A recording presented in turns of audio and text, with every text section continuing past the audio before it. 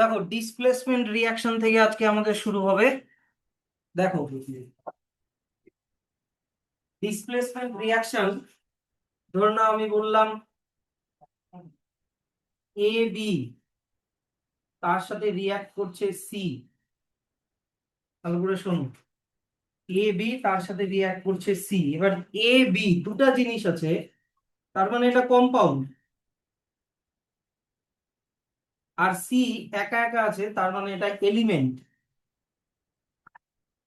তাহলে displacement reaction সবসময় একটা কম্পাউন্ড আর একটা এলিমেন্টের মধ্যে হবে।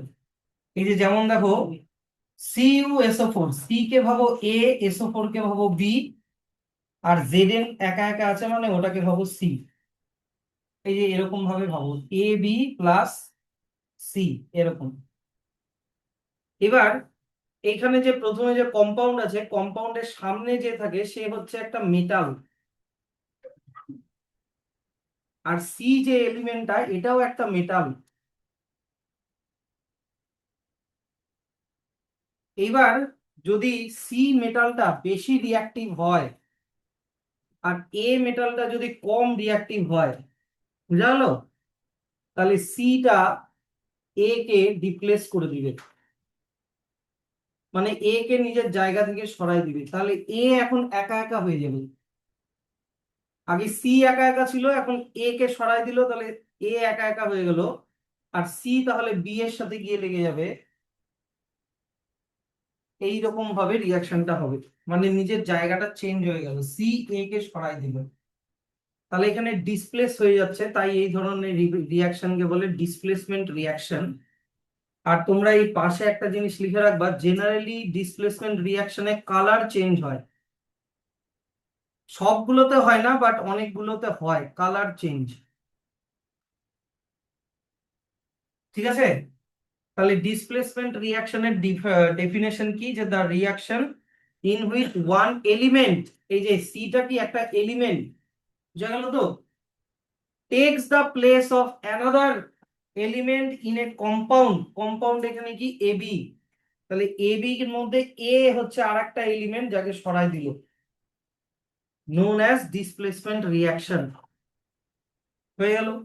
যেমন এখানে এক্সাম্পল ওয়ানটা দেখো, এক্সাম্পল ওয়ানে Zn, এখানে আগে তোমাকে খুঁজতে হবে মেটাল। আগে কি খুঁজতে হবে বললাম? মেটাল।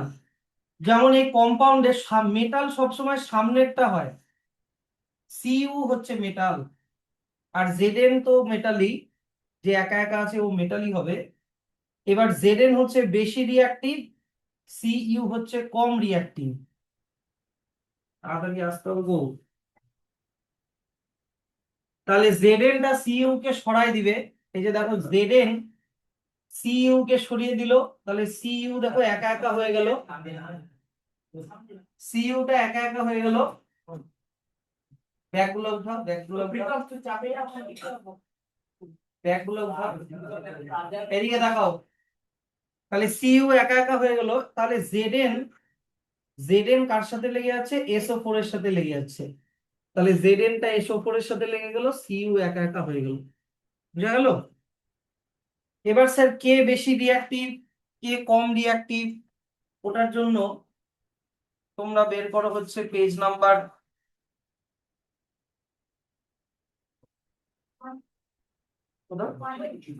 150। 150 পেজটা বের করো। পেজ নাম্বার 150 তে দেখো একটা রিঅ্যাক্টিভিটি সিরিজ আছে। পেজ নাম্বার 150 তে একটা রিঅ্যাক্টিভিটি সিরিজ আছে, হ্যাঁ কি না? সবার উপরে আছে পটাশিয়াম, সোডিয়াম, তারপরে কি আছে? Calcium, magnesium, aluminium, zinc, iron, tin, হ্যাঁ, লিড, তারপর hydrogen, hydrogen, copper, mercury, silver, gold. একদম নিচে হবে প্ল্যাটিনাম, টি হবে। এখানে কোনো একটা মাঝখানে একটা জায়গায় বোরন ঢুকে যাবে, আমি বলে দিচ্ছি কোথায় ঢুকবে।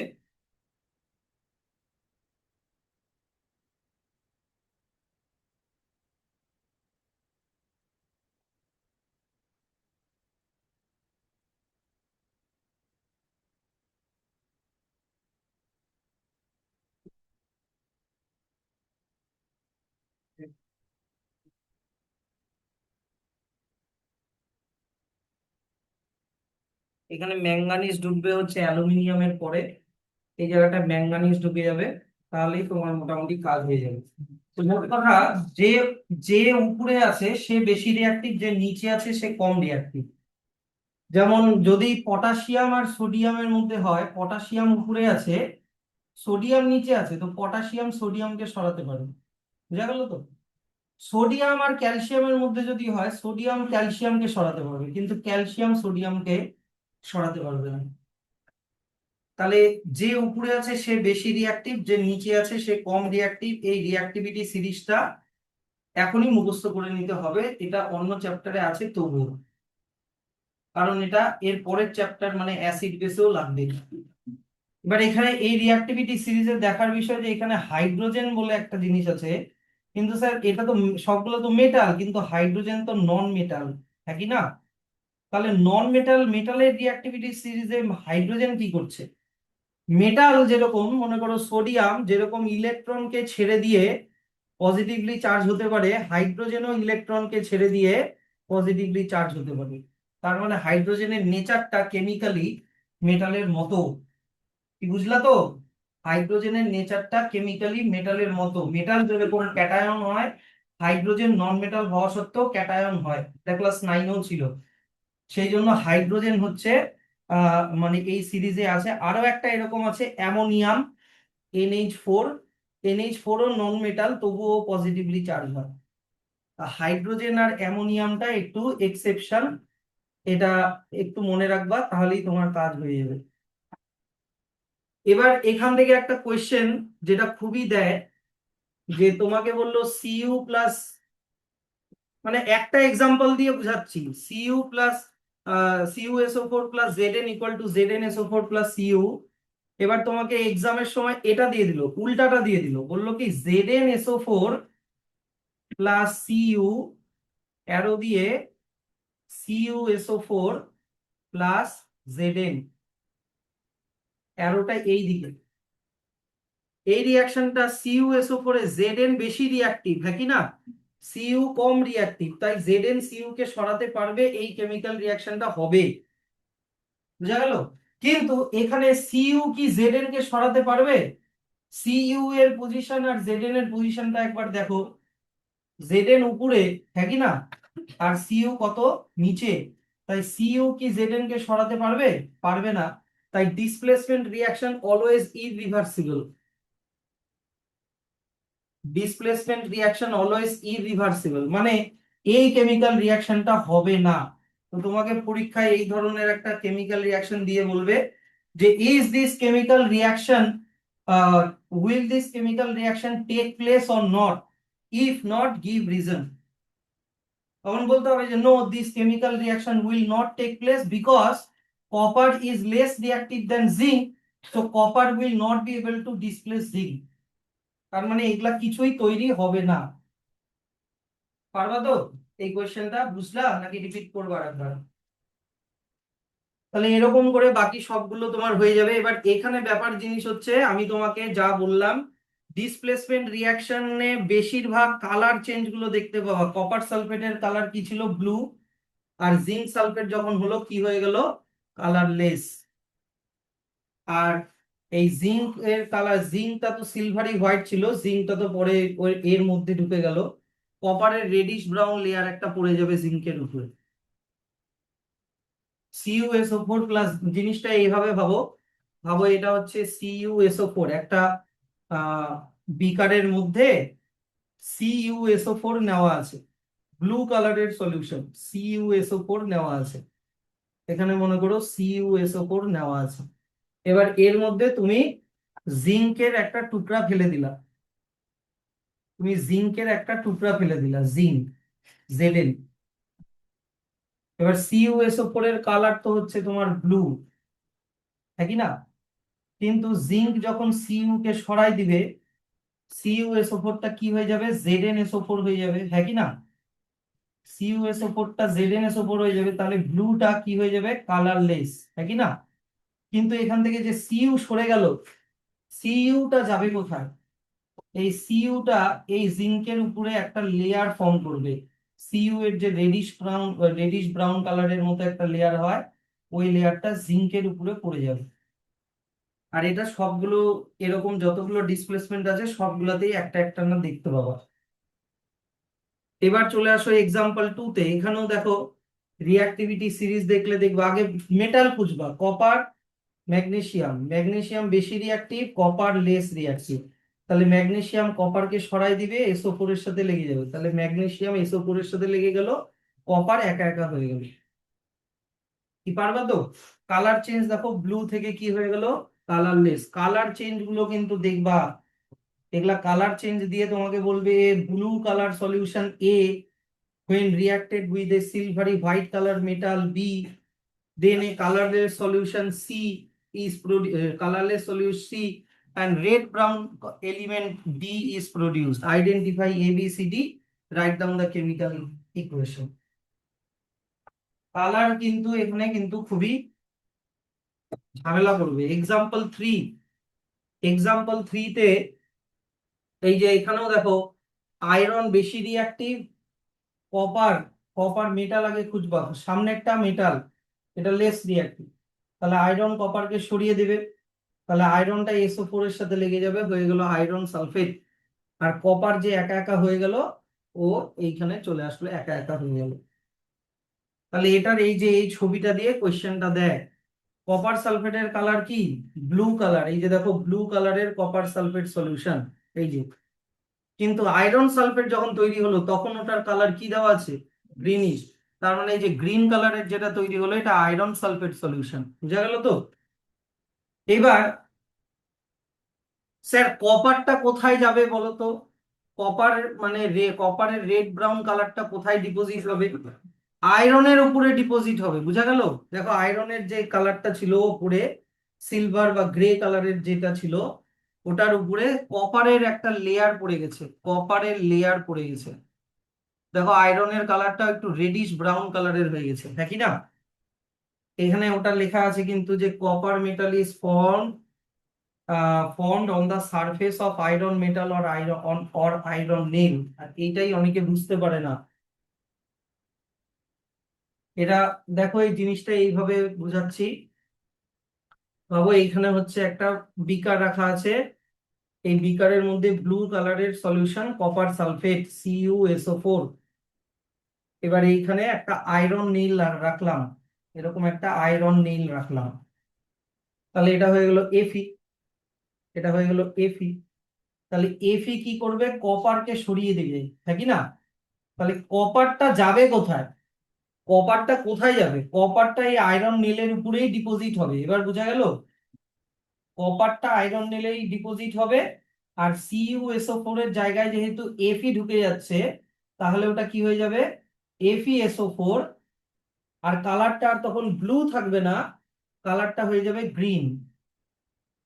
বুঝা গেল তো? কালার চেঞ্জটা বুঝা গেল তো? এই কোয়েশ্চেনটা দিবে কিন্তু, এই কোয়েশ্চেনটা এরকম অনেক দেয়। এটা এখন CuSO4 প্লাস Fe দিয়ে দিক, চাই তোমাকে CuSO4 প্লাস Mg দিয়ে দিক, যাই দিয়ে দিক একটা তোমাকে দিবে। তাহলে এইটা তোমাকে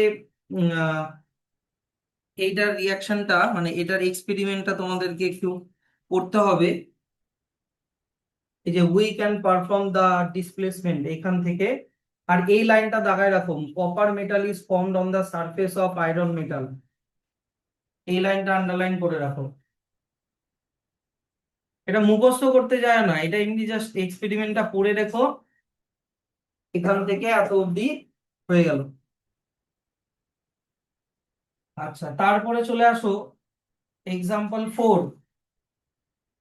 কপার ক্লোরাইড। কপার ক্লোরাইডের মেটালকে, কপার সামনেরটা সবসময় মেটাল হয়, লিড। তাহলে লিড হচ্ছে বেশি রিঅ্যাক্টিভ, কপার হচ্ছে কম রিঅ্যাক্টিভ। তো লিড কপারের জায়গায় চলে আসবে। তাহলে লিডটা Cl এর সাথে লেগে গেল, তাহলে PbCl2 হয়ে গেল, আর এখানে কপারটা লিখে দিলাম একা একা। কালার চেঞ্জ দেখো, গ্রিন কালারের সলিউশন থেকে কি হয়ে গেল, কালারলেস সলিউশন। আর কপারটা কিন্তু লিডের উপরে লেয়ার পড়ে যাবে। 5 নাম্বারটা দেখো, এখানে AgNO3 এর মেটাল হচ্ছে Ag, সিলভার। সিলভার হচ্ছে লেস রিঅ্যাক্টিভ, তার সাথে রিঅ্যাক্ট করছে কপার, কপার হচ্ছে মোর রিঅ্যাক্টিভ। দুটো ওই যে সিরিজটা মনে রাখলেই দেখতে পাবা যে দুজনের পজিশনটা দেখবা, কে উপরে কে নিচে, দেখবা সিলভার নিচে আছে, কপার উপরে আছে। তো কপার সিলভারকে সরাই দিল, এবার একটা কথা শোনো, কপার তাহলে কার সাথে লেগে গেল, NO3 সাথে লেগে গেল কিনা? কপার কার সাথে লেগে গেল? NO3 সাথে লেগে গেল। এবার তুমি আগে পাশাপাশি দুটা লিখলা, কপার আর NO3 পাশাপাশি লিখলা। এবার তোমাকে ভ্যালেন্সি জানতে হবে, কপারের ভ্যালেন্সি 2, NO3 এর ভ্যালেন্সি 1। তাহলে 2 চলে যাবে NO3 এর নিচে, তাহলে ব্র্যাকেট দিয়ে তোমাকে NO3 এর ব্র্যাকেট দিয়ে ব্র্যাকেটের বাইরে 2 লিখতে হবে। স্যার আগের গুলাতে এটা করলে না কেন? কারণ আগের গুলোতে ওগুলো করাই ছিল। দেখো লিডের ভ্যালেন্সি 2, লিডের ভ্যালেন্সি কত? 2, ক্লোরিনের ভ্যালেন্সি কত? 1। তাহলে 2 চলে যাবে ক্লোরিনের নিচে, দেওয়াই আছে, করাই আছে। 1 তো থাকলে করার দরকার নাই। এখানেও আয়রনের ভ্যালেন্সি কত বলতো? আয়রনের ভ্যালেন্সি 2, SO4 এর ভ্যালেন্সি কত বলতো? 2।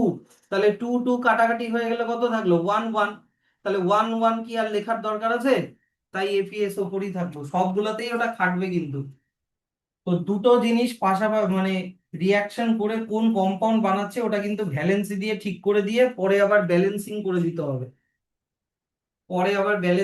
দিতে হবে, কারণ তো অনেকেই জিজ্ঞাসা করতে পারে যে স্যার এখানে তো NO3 ছিল, এখানে NO3 হোল 2 কোথা থেকে চলে আসলো, 2টা কোথা থেকে আসলো?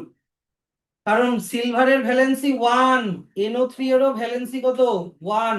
তাহলে 1 1 থাকলে কিছুই লেখার দরকার নাই, তাই এখানে কোনো নাম্বার লেখা নাই। কিন্তু কপারের ভ্যালেন্সি তো আর 1 না, কপারের ভ্যালেন্সি কত? 2। তাহলে 2টা কার নিচে যাবে? NO3 এর নিচে যাবে কিনা? তাই CuNO3 হোল 2। তাই Ag যখন NO3 এর সাথে লাগছে একটাই NO3 লাগবে, কিন্তু Cu যখন NO3 এর সাথে লাগবে কটা NO3 লাগবে? দুটা, কারণ Cu এর ভ্যালেন্সি 2 আর সিলভারটা একা একা হয়ে গেল আলাদা। এখানে কালার চেঞ্জটা দেখে নাও, সিলভার নাইট্রেট কালারলেস, কিন্তু কপার নাইট্রেটের কালার কি দেওয়া আছে? ব্লু কালারের সলিউশন। কালার চেঞ্জ গুলো ভালো করে দেখবা। এক্সাম্পল 6, একই রকম, এখানে আয়রন একটা মেটাল, দেখে নাও এখানে আয়রন হচ্ছে একটা মেটাল। স্যার হাইড্রোক্লোরিক অ্যাসিডে আবার কে মেটাল? হাইড্রোক্লোরিক অ্যাসিডে তো মেটাল নাই, কিন্তু মেটালের মতো একজন আছে, কে বলতো? হাইড্রোজেন। তোমাদেরকে এখনই শিখালাম যে হাইড্রোজেন মেটালের মতনই বিহেভ করে, পজিটিভলি চার্জ হতে পারে। তাহলে এখানে যেহেতু মেটাল খুঁজে পাচ্ছ না, তাহলে কাকে সরাতে হবে? হাইড্রোজেনকে সরাতে হবে। দেখবা সিরিজে আয়রন উপরে আছে, আয়রন বেশি রিয়াক্টিভ, হাইড্রোজেন লেস রিয়াক্টিভ, তাহলে Feটা হাইড্রোজেনকে সরাই দিবে। তাহলে হাইড্রোজেন একা একা হয়ে গেল, হাইড্রোজেন আবার এখানে শুধু H চললো বলে এখানে H লিখো না, হাইড্রোজেন ডাই অ্যাটমিক H2 লিখতে হয়। আর Feটা তাহলে কার সাথে লেগে যাবে? Cl এর সাথে। কিন্তু Fe এর ভ্যালেন্সি কত? 2, Cl এর ভ্যালেন্সি কত? 1। তাহলে 2 কার নিচে চলে যাবে? Cl এর নিচে চলে যাবে, FeCl2 হয়। ভ্যালেন্সি দিয়ে এগুলো ঠিক করতে হবে, তারপরে ব্যালেন্সিং করতে হবে এগুলো। এখানে কোনো কালার চেঞ্জের ব্যাপার নেই। তারপরে দেখো, তার মানে এটা হচ্ছে যত অ্যাসিডের সাথে যদি আয়রনের মেটালের রিয়াকশন হয় সেগুলাও ডিসপ্লেসমেন্ট রিয়াকশন। মেটালের সাথে কিসের রিয়াকশন বললাম? অ্যাসিড। কোনো অ্যাসিডের রিয়াকশনও সবসময় ডিসপ্লেসমেন্ট রিয়াকশনই হয়। এখানেও আর একটা এক্সাম্পল দেওয়া আছে, এখানেও একটা মেটাল দেওয়া আছে, ম্যাগনেসিয়াম আর একটা অ্যাসিড। তাহলে ম্যাগনেসিয়াম বেশি রিয়াক্টিভ, আর অ্যাসিডের মধ্যে কে সরবে? হাইড্রোজেন। হাইড্রোজেন লেস রিয়াক্টিভ, তাহলে ম্যাগনেসিয়াম হাইড্রোজেনকে সরাই দিল, হাইড্রোজেন এখানে একা একা হয়ে গেল H2। এখানে H আছে বলে ওখানে H লিখো না, সবসময় বলছি হাইড্রোজেন কিন্তু ডাইঅ্যাটমিক H2 করে লিখবা। কিন্তু ম্যাগনেসিয়াম কার সাথে লেগে গেল? ক্লোরিনের সাথে। স্যার এখানে ক্লোরিন একটা, কিন্তু ম্যাগনেসিয়ামের ভ্যালেন্সি কত? 2, ক্লোরিনের ভ্যালেন্সি কত? 1। তাহলে 2টা ক্লোরিনের নিচে যাবে, MgCl2 হবে কিন্তু। হলো? আচ্ছা, এবার এক্সাম্পল 8, ভেরি ভেরি ইম্পর্টেন্ট, লক্ষ্য করবো একটা জিনিস। এখানেও সোডিয়াম হচ্ছে একটা মেটাল, আর এখানে ওয়াটার দেওয়া আছে। তাহলে ওয়াটারের মধ্যে সোডিয়াম কাকে যেন সরাবে বলো তো? হাইড্রোজেনকে সরাবে। মেটাল তো নাই, তাহলে হাইড্রোজেনকে সরাবে। কিন্তু ব্যাপারটা হচ্ছে এখানে সোডিয়াম কিন্তু একটা সোডিয়াম একটা হাইড্রোজেনকেই সরাতে পারে। মানে জিনিসটাকে এইভাবে ভাবো, H2O কে আমি H2O এরকম লিখতে পারি? বলো তো। H2O কে, হাইড্রোজেন দুটোকে সেপারেট লিখলাম, ওটাকে আলাদা লিখলাম, দুটা এইচ একটা ও, হ্যাঁ কি না? তাহলে একটা সোডিয়াম একটা হাইড্রোজেনকে সরাবে, এই যে এটা হয়ে গেল H2, ইয়েস অর নো? তাহলে এটা এখন কার সাথে লেগে গেল বলো তো? ও এইচ এর সাথে লাগবে। তাহলে কি হয়ে গেল? NaOH। একটা সোডিয়াম দিয়ে একটা হাইড্রোজেনকে সরাবা, আর একটা হাইড্রোজেন রেখে দিও, ওটা দিয়ে OH বানাইয়ে সোডিয়ামের সাথে লাগবা, তাহলে হয়ে গেল NaOH। দুটা হাইড্রোজেনকে সরালেই হবে না, দুটা হাইড্রোজেনকে যদি সরাও তাহলে তো এখানে সোডিয়ামটা শুধু ওর সাথে লেগে গেল, তাহলে তো NaO হয়ে গেল, হ্যাঁ কি না? কিন্তু ওটা তৈরি হয় না। একটা সোডিয়াম একটা হাইড্রোজেনকেই সরাবে, এটা ওয়াটারের ক্ষেত্রে এটা মনে রেখো। ওয়াটারের দুটা হাইড্রোজেন নিয়ে সরবে না, ওয়াটারের একটা হাইড্রোজেন সরবে।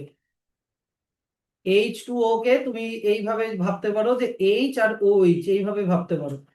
তাহলে সোডিয়ামটা একটা হাইড্রোজেনকে সরালো, তাহলে আর একটা সোডিয়ামটা কার সাথে লেগে যাবে?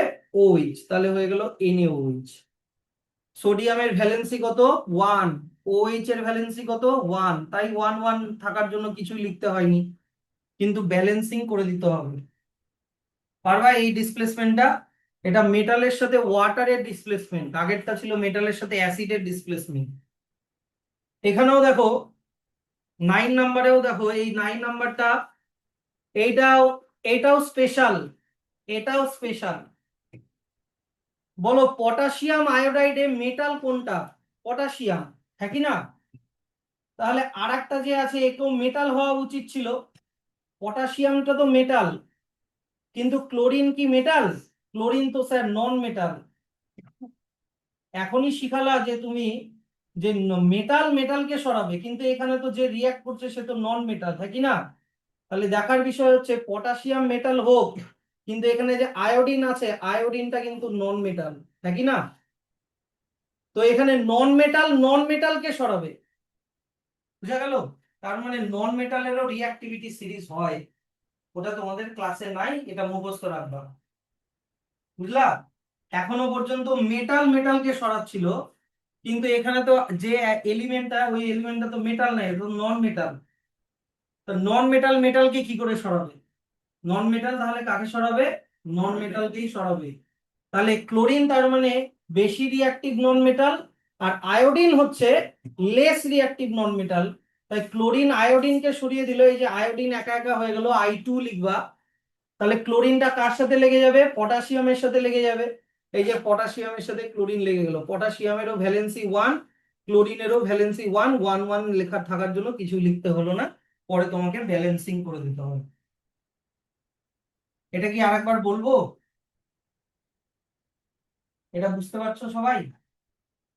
তাহলে এটা কিন্তু একটা স্পেশাল ছিল, এক্সাম্পল 9 এর পাশে এটা, মানে নন মেটাল ডিসপ্লেসেস নন মেটাল, কোথাও একটু লিখে রাখলে ভালো হয়। Non metal displace displaces non metal, non মেটালকে সরাচ্ছে, তার একটা এক্সাম্পল।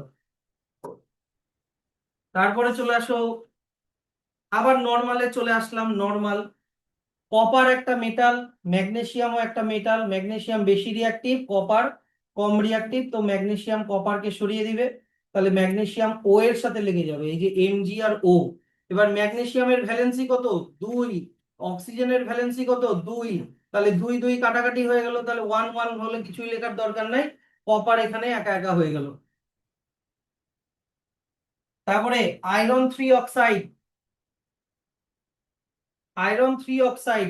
স্যার আয়রন 3 অক্সাইড মানে কি? যদি আয়রনের ভ্যালেন্সি 3 নাও তাহলে আয়রন 3 অক্সাইড বলতে হয়, যদি আয়রনের ভ্যালেন্সি 2 নাও তাহলে আয়রন 2 অক্সাইড বলতে হয়। এক্ষেত্রে আয়রনের ভ্যালেন্সি 3 নিয়েছে, অক্সিজেনের ভ্যালেন্সি আমরা জানি কত? 2, একই না? তাহলে 2 চলে গেল আয়রনের নিচে, এই যে দেখো Fe2 লেখা আছে, আর 3 চলে গেল কার নিচে? অক্সিজেনের নিচে, তাই O3 লেখা আছে।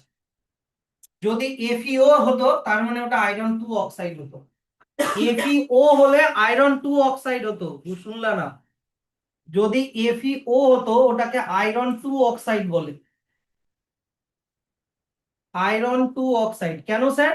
কারণ এখানে আয়রনের ভ্যালেন্সি নিয়েছি 2 আর অক্সিজেনের ভ্যালেন্সি কত হয় 2। তাহলে 2 2 কাটাকাটি হয়ে কত হলো 1 1। তাহলে 1 1 থাকলে কি লেখার দরকার আছে?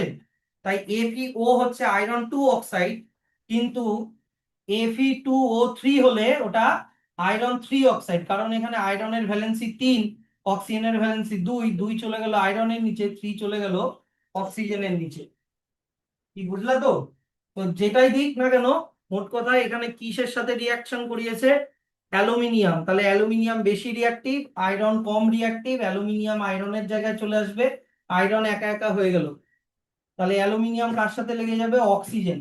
এবার অ্যালুমিনিয়ামের ভ্যালেন্সি কত 3, অক্সিজেনের ভ্যালেন্সি কত 2, তাহলে 2 চলে যাবে অ্যালুমিনিয়ামের নিচে, 3 চলে যাবে অক্সিজেনের নিচে, Al2O3। ভ্যালেন্সি মুখস্থ কিন্তু রাখতে হবে, আমি বলে দিচ্ছি, অ্যাসিড বেস এই পরের চ্যাপ্টার গুলো আরো আসছে, ভ্যালেন্সি গুলো মুখস্থ করতে হবে। তাহলে এখানে গিয়ে তোমার শেষ হলো ডিসপ্লেসমেন্ট রিয়াকশন। এখান থেকে কোনো কোশ্চেন থাকলে বলো। এখানে যেহেতু ডিসপ্লেসমেন্ট একবারই হচ্ছে, তাই এগুলোকে বলে সিঙ্গেল ডিসপ্লেসমেন্ট রিয়াকশন। এটার নিচে একটু মার্ক করে দাও, সিঙ্গেল ডিসপ্লেসমেন্ট রিয়াকশনের নিচে একটু আন্ডারলাইন করে দাও।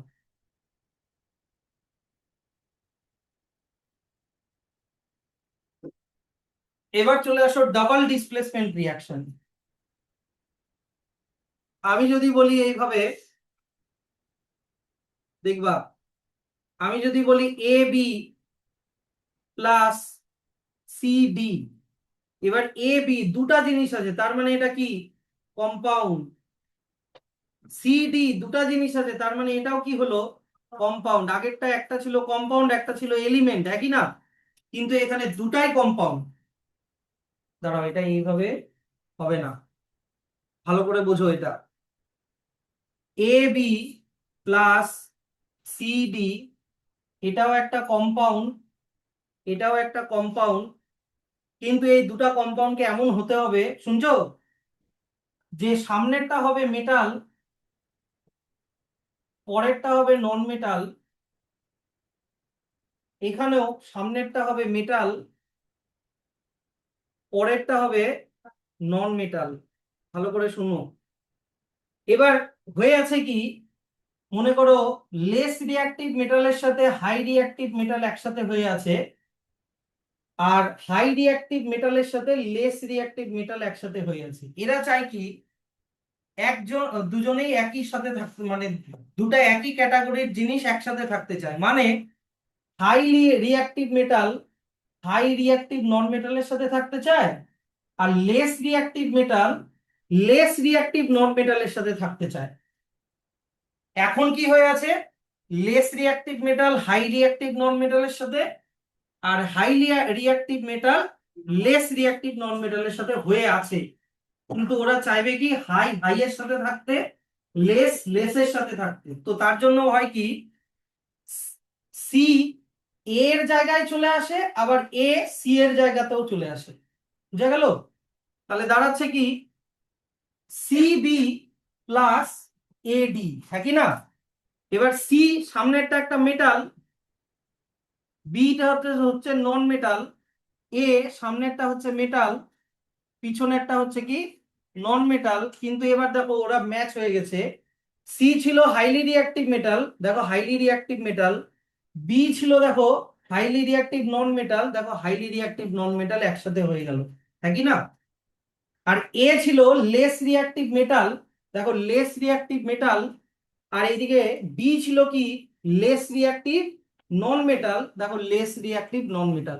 তাহলে হাই হাই এর সাথে থাকলো, লো লো এর সাথে থাকলো, ওই জন্য দুজনেই জায়গা চেঞ্জ করে। তাই দুইবার ডিসপ্লেসমেন্ট হচ্ছে জন্য এটার নাম ডাবল ডিসপ্লেসমেন্ট। পারবা? রিপিট করতে হবে। এইবার রিপিটেশন যাদের জন্য, তাদেরকে আমি সিম্পলি এভাবে বলছি, তুমি হাই লো বাদ দাও, সি এর জায়গায় চলে আসবে, আবার এ সি এর জায়গায় চলে যাবে।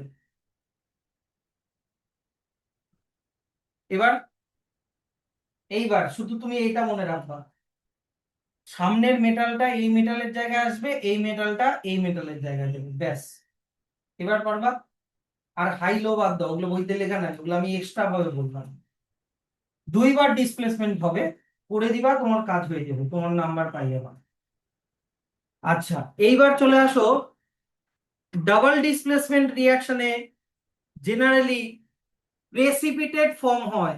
এখানে কোথাও একটা লিখে রাখো, ফরমেশন অফ প্রেসিপিটেট।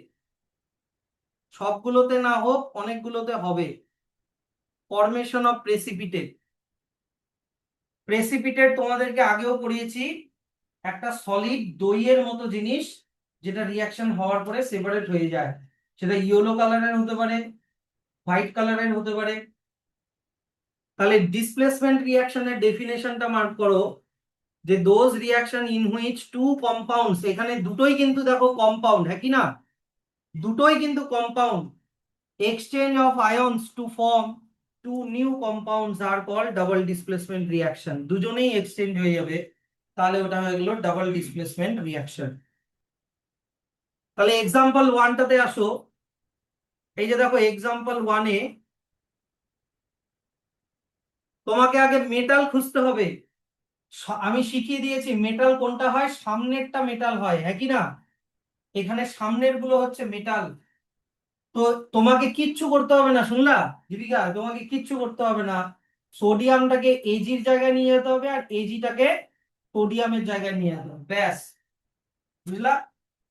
তাহলে সোডিয়ামকে যদি এজির জায়গায় নিয়ে যাও, তাহলে সোডিয়াম NO3 এর সাথে লেগে গেল, তাহলে Na আর NO3 একসাথে হয়ে গেল। আর এজি যদি এন এর জায়গায় চলে যায়, তাহলে এজি কার সাথে লেগে গেল, Cl এর সাথে লেগে গেল, তাহলে AgCl একসাথে হয়ে গেল। ভ্যালেন্সি মাথায় রাখতে হবে, সিলভারের ভ্যালেন্সি 1, ক্লোরিনেরও ভ্যালেন্সি 1, তাই 1 1 কাটাকাটি হয়ে গেল, তাই কিছু লিখলাম না। এন এর ভ্যালেন্সিও 1, NO3 এরও ভ্যালেন্সি 1, তাই 1 1 থাকলে লেখার দরকার নাই, তাই কিছু লিখলাম না। এগুলা ভ্যালেন্সি দিয়ে কিন্তু ঠিক করতে হবে, এখানে করা হয়েই আছে, অটোমেটিক হয়ে গেছে তাই। এইবার ব্যাপারটা হচ্ছে যে দেখো এখানে প্রেসিপিটেট তৈরি হয়েছে, নিচে লেখা আছে হোয়াইট পিপিটি। হোয়াইট পিপিটি মানে প্রেসিপিটেট। এই যে দেখো এখানে হোয়াইট কালারের দইয়ের মতো পিপিটি তৈরি হয়েছে। এই প্রেসিপিটেটটা যদি তুমি কিছুক্ষণ আনডিস্টার্ব রাখো, তাহলে ওই দইয়ের মতো জিনিসটা নিচের দিকে, ভারী জন্য ওটা নিচের দিকে কিছুক্ষণ করে সেপারেট হয়ে নিচের দিকে জমে থাকবে, উপরের দিকে ট্রান্সপারেন্ট সলিউশনটা থাকবে। এবার কোয়েশ্চেনটা হচ্ছে যে স্যার, এই পরীক্ষার সময় এই দুটার মধ্যে কোনটা প্রেসিপিটেট হবে কিভাবে বুঝবো? আমি এটা আগেও শিখিয়েছি। এখানে দেখো সিলভার একটা মেটাল, সোডিয়াম একটা মেটাল। এবার রিঅ্যাক্টিভিটি সিরিজে দেখবা সোডিয়াম বেশি রিঅ্যাক্টিভ আর সিলভার কম রিঅ্যাক্টিভ। তো লেস রিঅ্যাক্টিভ মেটাল দিয়ে যেটা তৈরি হবে ওটাই পিপিটি হয় সব সময়। লেস রিঅ্যাক্টিভ মেটাল দিয়ে যে কম্পাউন্ডটা তৈরি হলো ওটাই প্রেসিপিটেট হয়। আর প্রেসিপিটেটের কালার গুলো মনে রেখো, কারণ ABCD করে যখন দিবে তখন কিন্তু মাথা ঘুরাবে। নেক্সট তারপরে দেখো, আচ্ছা এবার এখানে এটা, এই জায়গাটা তোমরা সবাই একটু রিডিং পড়ে রেখো, এখান থেকে এত অবধি এটা রিডিং পড়ে রাখবা। এটা সবার জন্য বলছি না, কারণ এখানে আয়ন দিয়ে এই রিয়াকশনটা বোঝানো হয়েছে। যারা ইন্টারেস্টেড তারা এবার ভালো করে দেখো এখানে ঘটনাটা কি ঘটছে। তোমরা বইয়ের রিয়াকশনটা দেখো, আমি আলাদা করে লিখছি। AgNO3 প্লাস NaCl, নাকি না? Ag হচ্ছে একটা মেটাল, NO3 হচ্ছে একটা নন মেটাল, সোডিয়াম হচ্ছে একটা মেটাল, ক্লোরিন হচ্ছে একটা নন মেটাল। তো মেটাল আর নন মেটাল এরা আয়নিক কম্পাউন্ড। মেটাল সবসময় কোন আয়ন হয়, পজিটিভলি চার্জ হয়, হ্যাঁ কি না, আর নন মেটাল সবসময় নেগেটিভলি চার্জ হয়। এখানেও সোডিয়াম ক্লোরাইডেও সোডিয়াম হচ্ছে পজিটিভলি চার্জ ক্যাটায়ন, আর ক্লোরিন হচ্ছে নেগেটিভলি চার্জ অ্যানায়ন। তো হয় কি, এর পজিটিভটা, এই পজিটিভটা এর নেগেটিভের সাথে থাকে, আর এর পজিটিভটা এর নেগেটিভের সাথে থাকে। কথাটা বোঝা গেল? এইভাবে এক্সচেঞ্জটা হচ্ছে, এর পজিটিভটা এর নেগেটিভে সাথে চলে গেল, আর এর পজিটিভটা এর নেগেটিভের সাথে চলে গেল। যদি চলে যায় তাহলে দেখো তো, এই যে এইটা দিয়ে কি তৈরি হচ্ছে, Ag আর Cl দিয়ে কি তৈরি হচ্ছে, AgCl। একই না? আর এইটা দিয়ে কি তৈরি হচ্ছে, Na আর NO3 দিয়ে কি তৈরি হচ্ছে, NaNO3। এটা হচ্ছে অ্যাকচুয়াল তোমার আয়ন দিয়ে কিভাবে হচ্ছে ডাবল ডিসপ্লেসমেন্টটা, সেইটা বোঝানো হলো। বুঝতে পারলা? এটা পরীক্ষায় দিবে না, এমনি জাস্ট পড়ে রেখো, রিডিং করে রেখো। এবার এই দুটার মধ্যে কোনটা প্রেসিপিটেট, AgCl না NaNO3? তো Ag লেস রিঅ্যাক্টিভ, তাই এইটা হবে প্রেসিপিটেট। কি কালারের প্রেসিপিটেট? হোয়াইট কালারের প্রেসিপিটেট। বোঝা গেল? এরকম করে সেম। এবার চলে আসো, এটা রিডিং করে রাখবে, এখানে পজিটিভ নেগেটিভ দিয়ে যা বললাম ওটাই লেখা আছে, খালি বড় করে লেখা আছে, চিন্তার কিছু নাই, ভিডিওটা পরে দেখে নিও। এক্সাম্পল 2 তে এখানেও দেখো, তুমি যদি BaCl2, সামনেরটা মেটাল, তার মানে Ba হচ্ছে তোমার পজিটিভলি চার্জ আর ক্লোরিন হচ্ছে নেগেটিভলি চার্জ। বুঝা গেল? সোডিয়াম সালফেট, সোডিয়াম হচ্ছে পজিটিভলি চার্জ আর সালফেট হচ্ছে নেগেটিভলি চার্জ। তাহলে এর পজিটিভটা এর নেগেটিভের সাথে লেগে যাবে আর এর পজিটিভটা এর নেগেটিভের সাথে লেগে যাবে হয়ে, তাহলে Ba আর SO4, এই যে Ba আর SO4 একসাথে লিখে দিলাম, আর Na আর Cl একসাথে লিখে দিলাম, হ্যাঁ কি না? তার মানে Na টা B এর জায়গায় চলে আসলো, Ba টা N এর জায়গায় চলে গেল, দুইবার ডিসপ্লেসমেন্ট করে দিলা, তাহলেই তোমার কাজ হয়ে যাচ্ছে। এই নিচেরটা যারা বুঝতে পারছো না, দেখতে হবে না, তুমি খালি এর জায়গায় একে নিয়ে আসবে, এর জায়গায় একে নিয়ে আসবে, নিচের গুলা দরকার নাই কিন্তু, হ্যাঁ। এবার স্যার এই দুটার মধ্যে কোনটা প্রেসিপিটেট হবে? মেটাল হচ্ছে সামনেরটা, তাহলে সোডিয়াম বেশি রিঅ্যাক্টিভ, বেরিয়াম হচ্ছে কম রিঅ্যাক্টিভ, তাহলে কম রিঅ্যাক্টিভ দিয়ে যেটা তৈরি হলো ওটা প্রেসিপিটেট হয়, হোয়াইট কালারের পিপিটি, বেরিয়াম সালফেট, মনে রাখবা। তাহলে এক্সাম্পল 2 হয়ে গেল। এবার চলে আসো হচ্ছে, এখানে ওই যে প্লাস মাইনাস করে পজিটিভ নেগেটিভ দিয়ে লেখা আছে, এটা তোমরা এখান থেকে এত অবধি, এত অবধি হচ্ছে রিডিং করে রাখো, এটা তোমার অত দরকার নাই।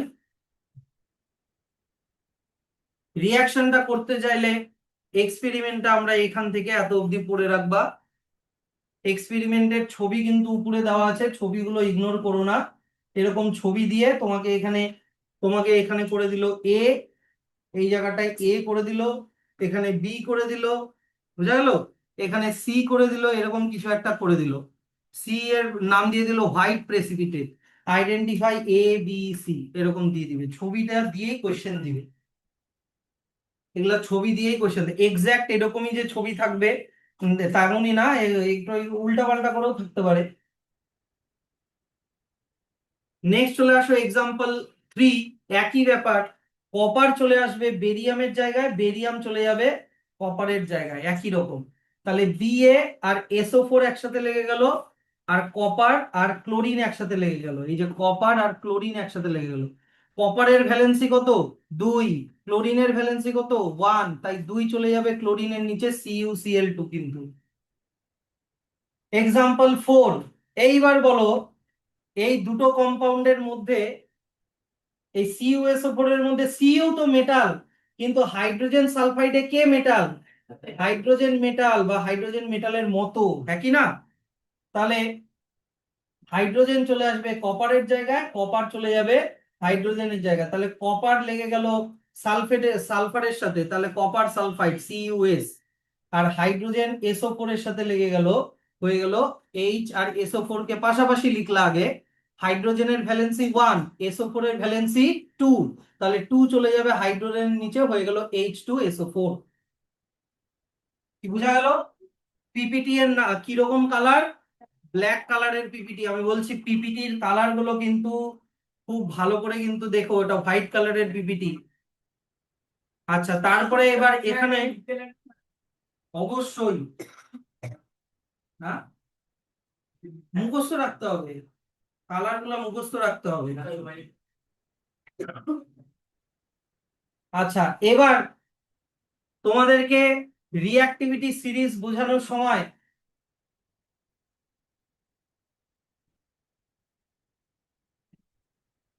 রিঅ্যাক্টিভিটি সিরিজ বোঝানোর সময়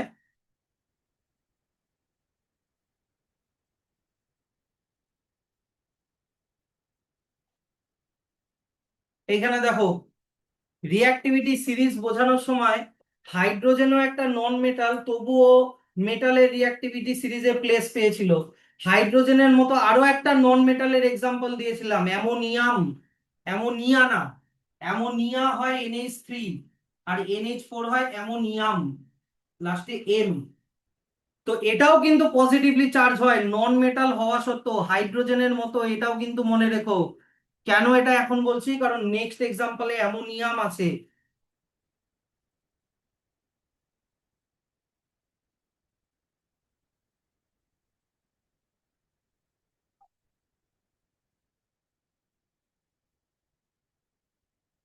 দেখো এই যে নেক্সট এক্সাম্পলটা এবার দেখো, এই যে দেখো তো, এইখানে সামনেরটাতে তো মেটাল হচ্ছে অ্যালুমিনিয়াম, হ্যাঁ কি না? কিন্তু পরেরটাতে কোনো মেটাল খুঁজে পাচ্ছ না। কোনটা এখানে মেটালের মতো? অ্যামোনিয়াম হচ্ছে মেটালের মতো, হাইড্রোজেনের মতো, ঠিক। কারণ এটা হয় পজিটিভলি চার্জ, আর OH টা নেগেটিভলি চার্জ, আর অ্যালুমিনিয়ামে অ্যালুমিনিয়াম পজিটিভলি চার্জ, ক্লোরিন হচ্ছে নেগেটিভলি চার্জ। তাহলে এর পজিটিভ ওর নেগেটিভ, এর পজিটিভ ওর নেগেটিভ, মানে এর জায়গায় এ চলে আসবে, এর জায়গায় এ চলে যাবে। কি পারবা তো? তাহলে অ্যালুমিনিয়াম কার সাথে লেগে গেল? OH এর সাথে লেগে গেল। তুমি আগে অ্যালুমিনিয়াম আর OH কে পাশাপাশি লিখবা, তারপরে অ্যালুমিনিয়ামের ভ্যালেন্সি 3, OH এর ভ্যালেন্সি 1। তাহলে 3 চলে যাবে OH এর নিচে, যেটাকে আমরা ব্র্যাকেট দিয়ে এরকম ভাবে বাইরে লিখি। হলো? 1 তো লেখার দরকার নাই। আর NH4 টা কার সাথে লেগে যাচ্ছে? ক্লোরিনের সাথে। এই যে NH4 আর ক্লোরিনকে আগে পাশাপাশি লিখবা। NH4 এর ভ্যালেন্সিও 1, ক্লোরিনেরও ভ্যালেন্সি 1, তাই কোনো নাম্বার দেওয়ার এখানে দরকার নেই। তারপরে ব্যালেন্সিং করে দিবা। আচ্ছা, এবার চলে আসো এক্সাম্পল 6। কি, এখানে পটাশিয়াম মেটাল, আর এখানে লিড হচ্ছে মেটাল। তাহলে পটাশিয়াম লিডের জায়গায় চলে যাবে, লিড পটাশিয়ামের জায়গায় চলে যাবে। তাহলে পটাশিয়াম NO3 এর সাথে লেগে গেল। এই যে পটাশিয়াম আর NO3 কে পাশাপাশি লিখবা। এখানে কনফিউজ হবে না, স্যার এখানে তো NO3 এর নিচে 2 আছে, এখানে কেন 2 লেখে নাই? কারণ পটাশিয়ামের ভ্যালেন্সি 1, NO3 এরও ভ্যালেন্সি 1, তাই 1 থাকলে তো কিছু লেখার দরকার নাই। কিন্তু এখানে লিডের ভ্যালেন্সি কত? 2, আর NO3 এর ভ্যালেন্সি কত? 1, তাই 2টা NO3 এর নিচে লেখা আছে, PbNO3 2। বুঝা গেল? এর সাথে যে NO3 যেই কম্পাউন্ড বানাবে, ওর সাথেও যে NO3 ওই ওই হিসাবেই বানাবে এমন কোনো মানে নেই, ওগুলো ভ্যালেন্সি হিসাবে হয়। আর পটাশিয়ামটা তাহলে, লিডটা তাহলে এখন কার সাথে লেগে যাবে? লিড তোমার এইদিকে পটাশিয়াম যদি NO3 এর সাথে লেগে যায়, তাহলে লিড লেগে যাবে আয়োডিনের সাথে। তাহলে লিড আর আয়োডিন পাশাপাশি লিখে দিলা। লিডের ভ্যালেন্সি 2, আয়োডিনের ভ্যালেন্সি 1, তো 2 চলে গেল আয়োডিনের নিচে, হয়ে গেল PbI2। ভ্যালেন্সি আমি বারবার করে বলছি, কিন্তু এগুলা আগে কিন্তু, না হলে এগুলা মুখস্থ রাখতে হবে। ট্রিকটা তুমি জানো, কিন্তু লেখার সময় তুমি এগুলা উল্টা পাল্টা করে দিয়ে চলে আসলো পরীক্ষার সময়। ভ্যালেন্সি জানো না জন্য নিচে আই এর নিচে 2 লিখলাই না, PbI লিখে চলে আসলো। এখানেও KI আছে, তাই ওখানে PbI করে দিলাম, ওরকম হয় না। তারপরে চলে আসো এক্সাম্পল 7। এইখানে সোডিয়াম হচ্ছে মেটাল, কিন্তু HCl এর মধ্যে মেটাল তো নাই। এখানে মেটালের মতো কে বলো? হাইড্রোজেন। তাহলে সোডিয়াম চলে যাবে হাইড্রোজেনের জায়গায়, হাইড্রোজেন চলে আসবে সোডিয়ামের জায়গায়। তাহলে দেখো সোডিয়ামটা কার সাথে লেগে গেল? Cl এর সাথে, হয়ে গেল NaCl। আর এই হাইড্রোজেন OH এর সাথে লেগে গেল। হাইড্রোজেন কার সাথে লেগে গেল? OH এর সাথে। তাহলে কটা হাইড্রোজেন হলো? দুটা, আর একটা O, তাহলে H2O। বুঝা গেল?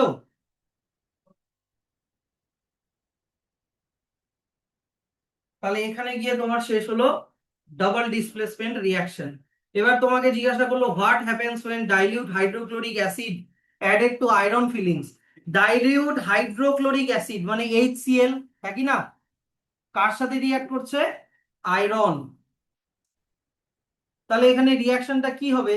এখানে দেখো তো, HCl হচ্ছে কম্পাউন্ড, দুটা জিনিস আছে, হ্যাঁ কি না? আর আয়রন একা একা আছে, মানে এটা কি এলিমেন্ট। তাহলে Fe বেশি রিঅ্যাক্টিভ, হাইড্রোজেন কম রিঅ্যাক্টিভ, তাহলে Fe আয়রনকে হাইড্রোজেনকে সরাই দিবে। তাহলে হাইড্রোজেন একা একা হয়ে গেল, H2 লিখে দিলাম। তাহলে Feটা কার সাথে লেগে গেল?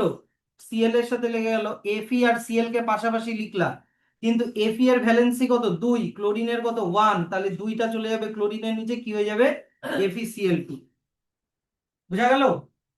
তো তোমাকে কোয়েশ্চেন করেছে যে এখানে কি তৈরি হবে, hydrogen gas and iron chloride are produce, নাকি chlorine gas and iron hydroxide are produce, নাকি নো রিয়াকশন টেক প্লেস, নাকি iron salt and water are produce. তাহলে এখানে দেখো FeCl2 মানে কি আয়রন ক্লোরাইড, হ্যাঁ কি না? আর H2 মানে কি, H2 মানে হাইড্রোজেন গ্যাস, তার মানে কোন অপশনটা ঠিক, অপশন এ। স্যাম্পল প্রবলেম 2 তোমাকে বললো Fe2O3+2Al, তাহলে এখানে দেখো তো Fe2O3 কম্পাউন্ড না এলিমেন্ট, কম্পাউন্ড, আর Al একা একা আছে মানে কি ওটা এলিমেন্ট। তুমি এটা দেখেই বলে দিতে পারবা এটা কি হচ্ছে, জায়গাটা চেঞ্জ হয়ে যাচ্ছে, Al এর জায়গায় Fe চলে আসছে, Fe একা একা হয়ে যাচ্ছে।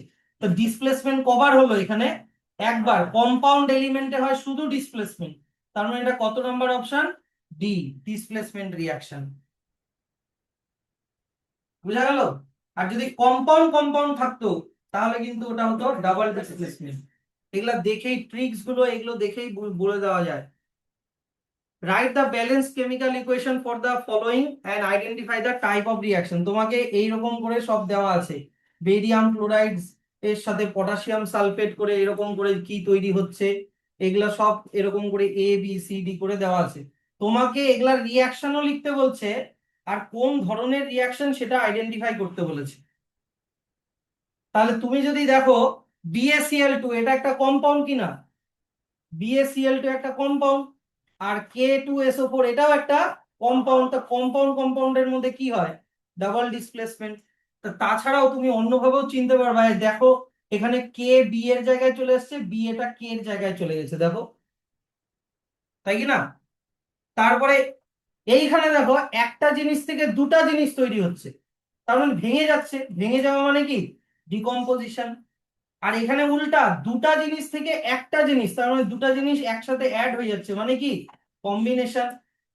আর এইখানে দেখো তো ম্যাগনেসিয়ামটা এইচ এর জায়গায় চলে যাচ্ছে, হাইড্রোজেন একা একা হয়ে গেল, MgCl এর সাথে লেগে গেল। এখানে এটাও বোঝা যাবে Mg হচ্ছে একা একা মানে ও হচ্ছে এলিমেন্ট, আর HCl দুটা জিনিস আছে, তার মানে এটা কি কম্পাউন্ড। তাই একটা এলিমেন্ট একটা কম্পাউন্ড হলে ওটা কি হয়, ডিসপ্লেসমেন্ট রিঅ্যাকশন। এইভাবে ইজিলি চেনা যায় এগুলা।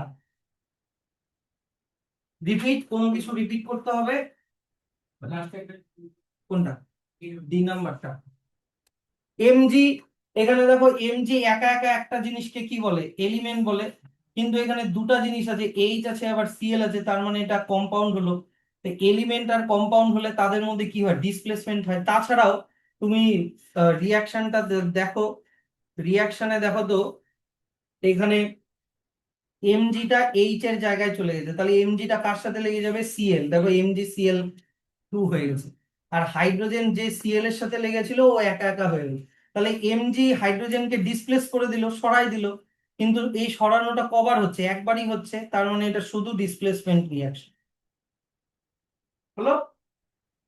যদি দেখতে এটা কম্পাউন্ড ওটাও কম্পাউন্ড, তাহলে দুইবার জায়গা চেঞ্জ হতো, তখন ওটা হতো ডাবল ডিসপ্লেসমেন্ট রিয়াকশন। আর কোনটা, স্যাম্পল প্রবলেম 4, তোমাকে এখানে কেমিক্যাল রিয়াকশন দেওয়া আছে, এখানে তোমাকে খালি আইডেন্টিফাই করতে বলেছে কোনটা কম্বিনেশন আর কোনটা ডিসপ্লেসমেন্ট। দেখেই বোঝা যাচ্ছে দুটা থেকে একটা, তার মানে এখানে দুটা থেকে একটা মানে কি কম্বাইন হচ্ছে, তাহলে এটা কম্বিনেশন। আর এখানে দেখো এই যে এটা পাশে স্টার দিয়ে রাখো, এখানে পটাশিয়াম হচ্ছে মেটাল, ইয়েস অর নো, ব্রোমাইন কি নন মেটাল, কিন্তু ক্লোরিন কি মেটাল না নন মেটাল, নন মেটাল। তাহলে কি নন মেটাল কি মেটালকে সরাতে পারবে, তাহলে নন মেটাল কাকে সরাবে, নন মেটালকে সরাবে। তাহলে ক্লোরিন Br কে সরাই দিল, তাহলে ক্লোরিনটা লেগে গেল পটাশিয়ামের সাথে, Br একা একা হয়ে গেল।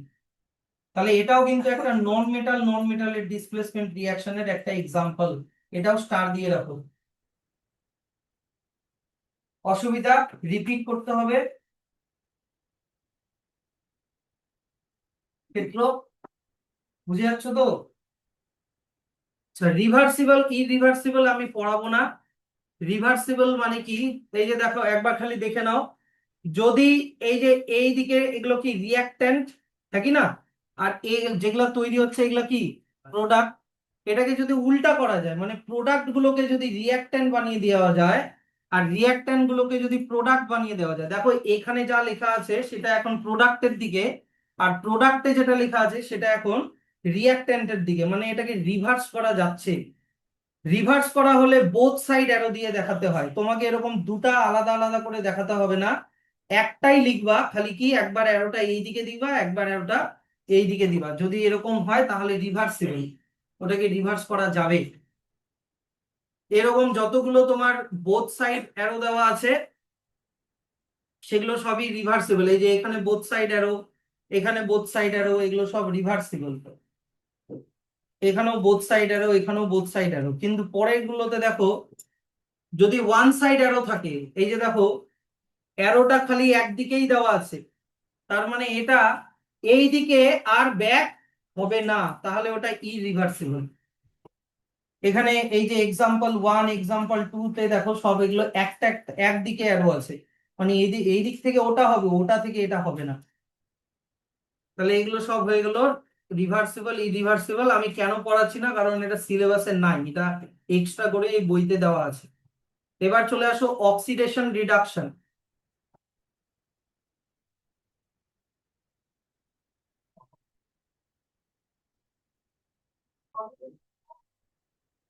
হ্যাঁ, কপিতে লেখো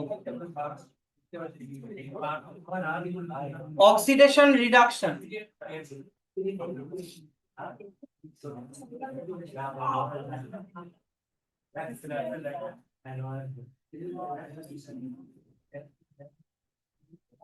এখানে লেখা হচ্ছে সাবস্ট্যান্স, এখানে লিখবা হচ্ছে অক্সিডেশন, এখানে লিখবা হচ্ছে রিডাকশন।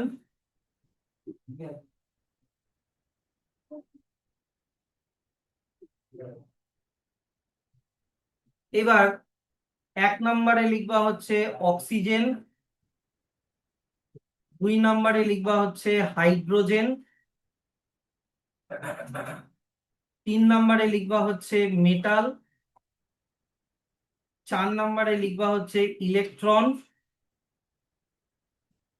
5 নম্বরে লিখবা হচ্ছে নন মেটাল।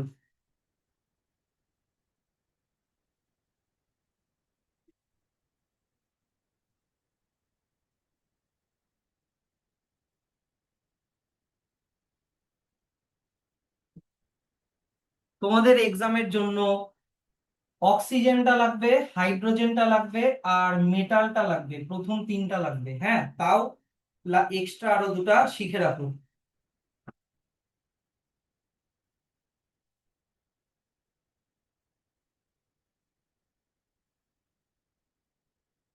এবার দেখো অক্সিডেশন মানে এই যে অক্সিজেনের সোজাসুজি লিখছি প্লাস সাইন, মানে প্লাস মানে অ্যাডিশন, অক্সিজেন লেগে যাওয়াকে অ্যাডিশন অক্সিডেশন বলে,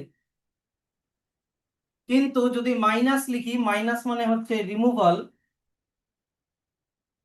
মানে অক্সিজেন বেরিয়ে যাওয়াকে রিডাকশন বলে।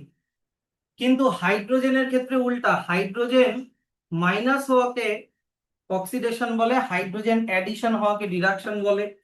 মেটাল মাইনাস হওয়াকে অক্সিডেশন বলে, মেটাল লেগে যাওয়াকে রিডাকশন বলে। ইলেকট্রন মাইনাস হওয়াকে অক্সিডেশন বলে, ইলেকট্রন লেগে যাওয়াকে রিডাকশন বলে।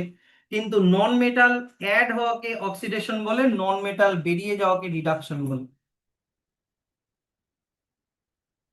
প্লাস আর মাইনাস সাইন মানে হচ্ছে লেগে যাওয়া আর বের হয়ে যাওয়া।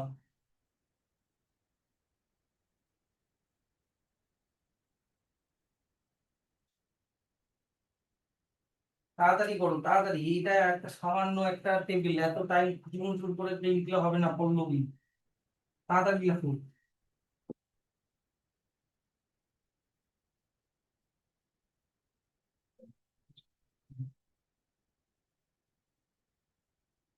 তার মানে এইখানে একটা জিনিস দেখো, অক্সিজেন আর নন মেটাল অনেকটা একই রকম, আর হাইড্রোজেন থেকে ইলেকট্রন পর্যন্ত, হাইড্রোজেন মেটাল আর ইলেকট্রন পর্যন্ত এগুলা একই রকম, একই না? শুনলা কি, এখানে কিন্তু অক্সিডেশন রিডাকশন আমি শিখাই দিলাম কিন্তু। অক্সিজেন লেগে যাওয়াকে বলে অক্সিডেশন, প্লাস মানে কি লেগে যাওয়াকে বলে অক্সিডেশন, মাইনাস মানে কি অক্সিজেন বের হয়ে যাওয়াকে বলে রিডাকশন। হাইড্রোজেন মাইনাস হওয়াকে বলে অক্সিডেশন, হাইড্রোজেন প্লাস হওয়াকে বলা হয় রিডাকশন। মেটাল বের হয়ে যাওয়াকে বলে অক্সিডেশন, মেটাল লেগে যাওয়াকে বলে রিডাকশন, এরকম করে। ইলেকট্রন দিয়ে ইলেকট্রন মাইনাস হওয়াকে বলে অক্সিডেশন, ইলেকট্রন লেগে যাওয়াকে বলে রিডাকশন, আর নন মেটাল লেগে যাওয়াকে বলে অক্সিডেশন, নন মেটাল বের হয়ে যাওয়াকে বলে রিডাকশন। কপি বের করে রাখবা। তো আমি একটা থেকে বুঝাচ্ছি, বাকি সব এবার তোমরা নিজেরা করবা ফটাফট। আমি একটা করে দিচ্ছি, দেখো। তোমাকে বললো কপার অক্সাইড হাইড্রোজেনের সাথে রিয়াক্ট করে, কপার আর H2O বানাচ্ছে। এটা আমি বুঝাচ্ছি অক্সিজেনের পয়েন্ট অফ ভিউ থেকে। ওই ডিস্টার্ব করে এদিকে কি বুঝাচ্ছি, তোমরা কি করে যাচ্ছ? তো এখানে দেখো, ছিল CuO, হয়ে গেল শুধু Cu, হ্যাঁ কি না? তার মানে এখানে অক্সিজেন ছিল, অক্সিজেনটা কি হয়ে গেল, মাইনাস হয়ে গেল। অক্সিজেন মাইনাস হওয়াকে কি বলে, রিডাকশন। এবার দেখো, ছিল H, হয়ে গেল H2O, এখানে অক্সিজেন ছিল না, এখানে অক্সিজেন অ্যাড হলো। অক্সিজেন অ্যাড হওয়াকে কি বলে, অক্সিডেশন। এটা একটা ফ্যাক্ট, এরকম ভাবে সবগুলা করতে হয়। এবার তোমাকে অ্যান্সার চাইবে চারটা অ্যান্সার চাইবে তোমাকে। সরি, এখানে 3 হবে, এখানে 4 হবে। চারটা অ্যান্সার চাইবে। তোমাকে বলবো যে কে অক্সিডাইজড হলো, কে রিডিউসড হলো, কে অক্সিডাইজিং এজেন্ট, শোনো, কে অক্সিডাইজিং এজেন্ট আর কে রিডিউসিং এজেন্ট। এই এজেন্ট গুলো এখন শিখতে হবে। এজেন্ট গুলো কি আমি বলে দিচ্ছি, আগে আগে কিভাবে অ্যান্সার গুলো করতে হয়, আগে ওটা শিখুন।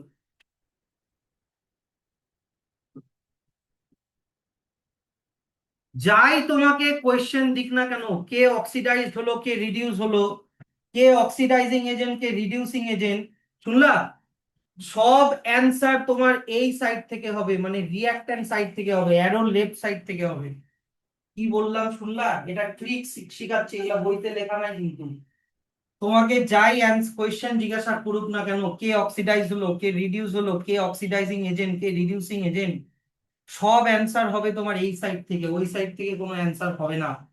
এবার দেখো, কার অক্সিডেশন কোথা থেকে হচ্ছে, হাইড্রোজেন থেকে হচ্ছে, তাই কি না? তাহলে হাইড্রোজেনের অক্সিডাইজড হলো, হাইড্রোজেন অক্সিডাইজড হলো, মানে হাইড্রোজেনের অক্সিডেশন হচ্ছে।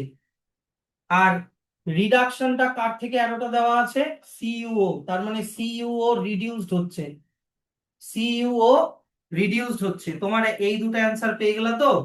এবার এই দুটো অ্যান্সার তার উল্টাটা হবে, যে রিডিউসড হচ্ছে ও অক্সিডাইজিং এজেন্ট, বুঝা গেল? আর যে অক্সিডাইজড হচ্ছে ও রিডিউসিং এজেন্ট। তোমার এই অ্যান্সারও কিন্তু এই সাইড থেকেই হলো। এবার স্যার, এজেন্ট গুলোর কথা মানে কি, আমার কথাটা শোনো। হাইড্রোজেন নিজে অক্সিডাইজড হয়ে কপার অক্সাইডকে রিডিউস করছে, হ্যাঁ কি না? মানে এই অক্সিজেনটা কে নিয়ে নিচ্ছে, হাইড্রোজেন নিয়ে নিচ্ছে, নিয়ে ওর নিজে অক্সিডেশন হয়ে এই যে অক্সিজেনটা নিয়ে নিল। ও যদি কপার থেকে অক্সিজেনটা নিয়ে নেয়, তাহলে কপারের কি হচ্ছে, রিডাকশন হচ্ছে। তার মানে যে অক্সিডেশন হচ্ছে ও অন্যকে রিডিউস করাচ্ছে, তার মানে ও হয়ে গেল রিডিউসিং এজেন্ট।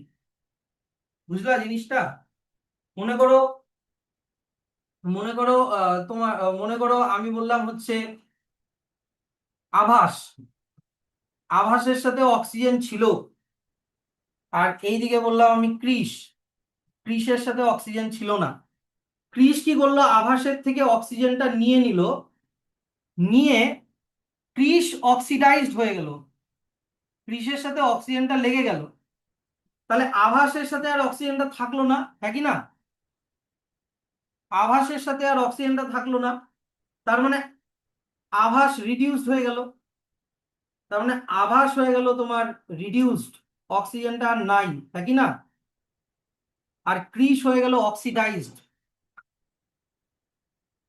কিন্তু কথাটা বোঝো, ক্রিস, ক্রিসের জন্যই কিন্তু আভাস রিডিউসড হলো, হ্যাঁ কি না? তাহলে ক্রিস নিজে অক্সিডাইজ হচ্ছে, কিন্তু যেহেতু ও আভাসকে রিডিউস করাচ্ছে, তাই ও রিডিউসিং এজেন্ট। যার জন্য আরেকজনের রিডাকশন হচ্ছে সে হচ্ছে রিডিউসিং এজেন্ট, আর যার জন্য আরেকজনের অক্সিডেশন হচ্ছে সে হচ্ছে অক্সিডাইজিং এজেন্ট। তাহলে তোমার যদি এটা প্রবলেম হয়, খুবই খুবই কনফিউজিং মনে হয়, তুমি খালি কে অক্সিডাইজ হচ্ছে আর কে রিডিউস হচ্ছে এজেন্টের ক্ষেত্রে সেটা খালি উল্টা লিখে দিবা, আর ডেফিনিশনটা মুখস্থ করে দিবা। কি বুঝলা তো? তাহলে তোমাকে আমি আচ্ছা আর একটা জিনিস বলি, সেটা হচ্ছে রিডাকশন হলে অক্সিডেশন হবেই, এমন না যে শুধু রিডাকশন হচ্ছে অক্সিডেশন হচ্ছে না, বা শুধু অক্সিডেশন হচ্ছে রিডাকশন হচ্ছে না। কি বললাম? রিডাকশন হলে কি হবেই? অক্সিডেশন হবেই। রিডাকশন হলেই অক্সিডেশন হবেই, তাই রিডাকশনের রেড আর অক্সিডেশনের ও এক্স গোটাটাকে বলে রেডক্স রিয়াকশন। কি বলে? Redox reaction. পারবা? তাহলে চলে আসো এখানে। প্রথমে তোমরা অক্সিডেশন মানে, এটার চার্ট আমি লিখিয়ে দিয়েছি অলরেডি। অ্যাডিশন অফ অক্সিজেনকেও অক্সিডেশন বলে, আবার এখানে দেখো রিমুভাল অফ হাইড্রোজেনকেও অক্সিডেশন বলে, হ্যাঁ কি না? আবার এইদিকে অ্যাডিশন অফ হাইড্রোজেনকে রিডাকশন বলে, আবার রিমুভাল অফ অক্সিজেনকেও রিডাকশন বলে। তাহলে অক্সিডেশন রিডাকশনের দুটা ডেফিনেশন এখানে দেওয়া আছে। কিন্তু এজেন্ট, এজেন্টটা যদি, এজেন্ট চিনতে পারবা, কিন্তু ডেফিনেশন না হয় মুখস্থ রাখো। কি বলা আছে? অক্সিডাইজিং এজেন্ট মানে কি? যে নিজে অক্সিডাইজ হচ্ছে, মানে অন্যের থেকে অক্সিজেনকে বের করে অন্যকে রিডিউস করাচ্ছে, নিজে অক্সিডাইজ হচ্ছে। যে substance which gives oxygen for oxidation is called oxidising agent. যে অন্যকে অক্সিজেন দিয়ে নিজে রিডিউস হয়ে যাচ্ছে তাকে অক্সিডাইজিং এজেন্ট বলে। অথবা যে অন্যের থেকে হাইড্রোজেন বের করে নিজে রিডিউস হয়ে যাচ্ছে, তাহলেও অক্সিডাইজিং এজেন্ট বলে। রিডিউসিং এজেন্ট কি? তার উল্টা, যে হাইড্রোজেন দিয়ে অন্যকে রিডিউস করছে সে রিডিউসিং এজেন্ট। অথবা যে অন্যের থেকে অক্সিজেনকে বের করে নিজে অক্সিডাইজ হচ্ছে, তাহলেও সে রিডিউসিং এজেন্ট। তাহলে অক্সিডেশন হলেই রিডাকশন হবেই, তাই গোটাটাকে কি রিয়াকশন বলে? Redox reaction. রেড এর রিডাকশনের রেড আর অক্সিডেশনের ও এক্স হয়ে গেল রেডক্স। এই কপার অক্সাইডের এক্সাম্পলটা আমি করে দিয়েছি, হ্যাঁ কি না? আচ্ছা, তোমরা এবার বই বন্ধ করে একটা একটা করে পড়বা।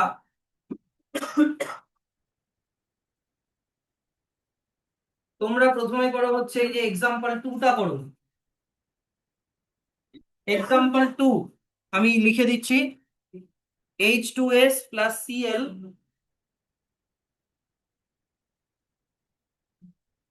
H2S প্লাস Cl, অ্যারো দিয়ে S প্লাস 2HCl। ফোনটা বন্ধ করো। Cl না তো Cl2 হয়। আগে ওই রকম অ্যারো দিয়ে কোনটা অক্সিডাইজ হচ্ছে, কোনটা অক্সিডেশন হচ্ছে, কোনটা রিডাকশন হচ্ছে, তারপরে চারটা অ্যান্সার লিখবা।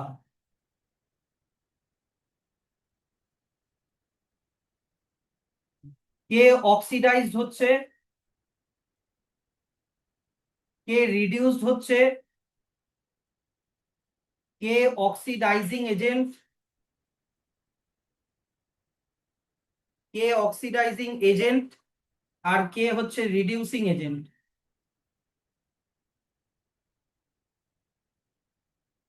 চারটা অ্যান্সার লিখবা। আগে ট্রাই করো, তারপরে আমি করে দিচ্ছি।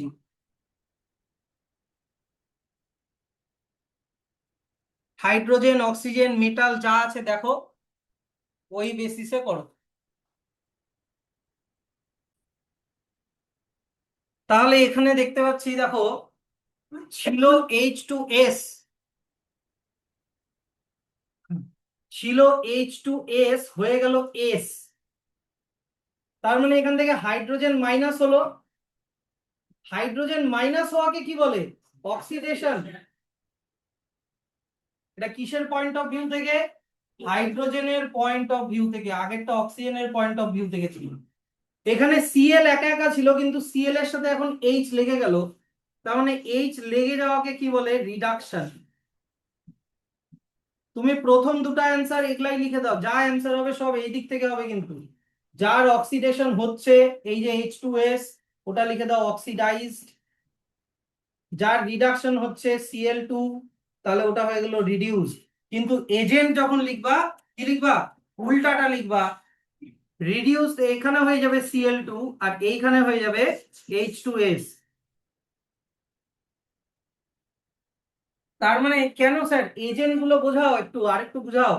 দেখো তো এখানে সালফার মানে H2S একে হাইড্রোজেন দিচ্ছে, হ্যাঁ কি না? তার মানে এর রিডাকশনের জন্য কে দায়ী? H2S দায়ী, তাহলে ও হয়ে গেল রিডিউসিং এজেন্ট, আর এ লিখে দিলাম। কিন্তু আবার এই দিক থেকে দেখো ক্লোরিন হাইড্রোজেনকে নিয়ে দিচ্ছে, তাহলে H2S এর অক্সিডেশনের জন্য কে দায়ী? ক্লোরিন, তাহলে ক্লোরিন হয়ে গেল অক্সিডাইজিং এজেন্ট। এজেন্টটা হয় উল্টাটা। কে হাইড্রোজেন বের করে নিল, নিয়ে অন্যকে অক্সিডাইজ করে নিজে রিডিউস হলো, সে হচ্ছে অক্সিডাইজিং এজেন্ট। আর কে হাইড্রোজেন দিল, দিয়ে অন্যকে রিডিউস করলো আর নিজে অক্সিডাইজ হয়ে গেল, সে হচ্ছে রিডিউসিং এজেন্ট। বুঝা গেল তো? নেক্সট তোমরা করো হচ্ছে MnO2, MnO2 না, তোমরা করো হচ্ছে Cu+O2। লেখো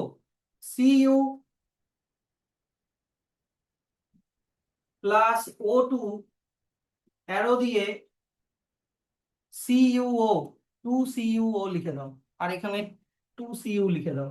ব্যালেন্স করেই করা উচিত। স্যার এখানে তো একটা জিনিস তৈরি হচ্ছে, কোথা থেকে অ্যারো টানবো, কোথায় অ্যারো শেষ করব? ট্রাই করো দেখি বুদ্ধিগত।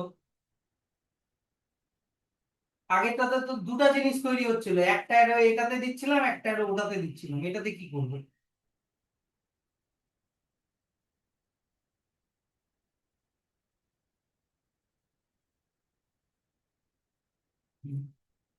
অ্যারো গুলো দিতে হবে রেনেসা, অ্যারো গুলো উপর থেকে দিতে হবে, যে আমি যে অ্যারো গুলো দিয়েছি এগুলো দেখাতে হবে তো, যে এগুলো এগুলো কি কারণে রিডাকশন, কি কারণে অক্সিডেশন, সেগুলো লিখতে হবে। আচ্ছা এটা আমি করে দিচ্ছি। যদি এরকম থাকে ঘাবড়াবা না। এদিকে দেখো, আগে দেখে নাও। তুমি এখান থেকে অ্যারো এখানে টানবা, এখান থেকে অ্যারো এখানেই টানবা, কোনো ঘাবড়ানোর কিছু নাই। এবার দেখো, ছিল সিইউ, সিইউ এর সাথে কে লেগে গেল? ও লেগে গেল, হ্যাঁ কি না? তার মানে অ্যাডিশন অফ অক্সিজেন, তার মানে সিইউ এর কি হচ্ছে? অক্সিডেশন। কিন্তু অক্সিজেনের সাথে কে লেগে যাচ্ছে? সিইউ। সিইউ কি একটা মেটাল, হ্যাঁ কি না? আর তার মানে অ্যাডিশন অফ মেটালকে কি বলে? রিডাকশন। দেখো চারটা দেখো, অ্যাডিশন অফ মেটাল, মেটাল থেকে যেখানে পজিটিভ সাইন দেওয়া তার উপরে দেখো রিডাকশন লেখা আছে। বুঝা গেল? তাহলে এক নম্বর অ্যান্সার এখানে, আর অ্যান্সার গুলো আর লিখতে হবে না, হ্যাঁ শুধু এটা করে ছেড়ে দাও। অক্সিডাইজড হচ্ছে ওইডি লিখে দিলাম, OXED লিখে দিলাম। অক্সিডাইজড হচ্ছে কপার, দেখো অক্সিডেশন যার হচ্ছে সেই অক্সিডাইজড। দুই নাম্বার রিডিউসড, RE, আচ্ছা রিডিউসড হচ্ছে কে? অক্সিজেন, হ্যাঁ কি না? রিডিউসড হচ্ছে অক্সিজেন, তাহলে তিন নাম্বার অক্সিডাইজিং এজেন্ট হয়ে যাবে অক্সিজেন, আর চার নাম্বার রিডিউসিং এজেন্ট হয়ে যাবে Cu। পারবো তো এবার? এই অ্যান্সার গুলো আর লেখার দরকার নাই, এটা তোমরা বুঝে গেছো আশা করি। এবার নেক্সট করো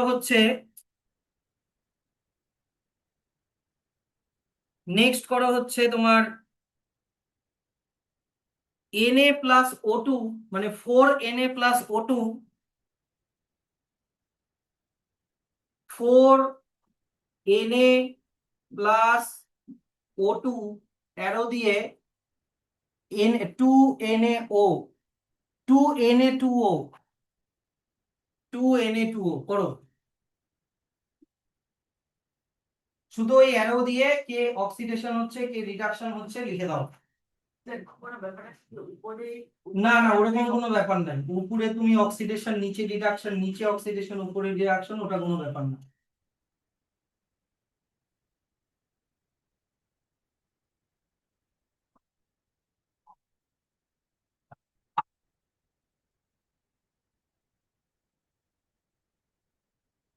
তাহলে দুদিক থেকে অ্যারো একটা জায়গাতেই যাবে, এখান থেকেও অ্যারো এখানেই যাবে, এখান থেকেও অ্যারো এখানেই যাবে। আবার দেখো এবার এনএ হয়ে গেল Na2O, মানে অক্সিজেন লেগে গেল, হ্যাঁ কি না? অক্সিজেন লেগে যাওয়া মানে অক্সিডেশন। আর ছিল ও, ওর সাথে কে লেগে গেল? এনএ, এনএ একটা মেটাল, তার মানে মেটাল লেগে যাওয়াকে কি বলে আবার? রিডাকশন। হয়ে গেল, এরকম করে লিখে রাখো। নেক্সট করো হচ্ছে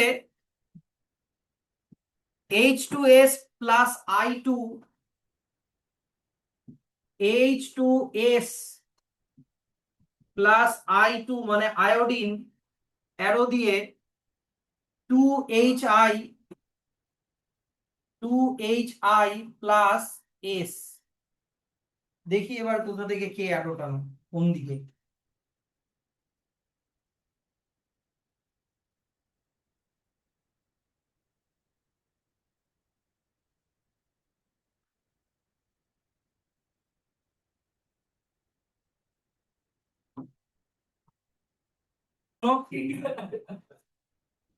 তাহলে এখানে কি করতে হবে? এখানে বুদ্ধি লাগাও, দেখো H2S থেকে তোমাকে অ্যারো টানতে হবে এইখানে।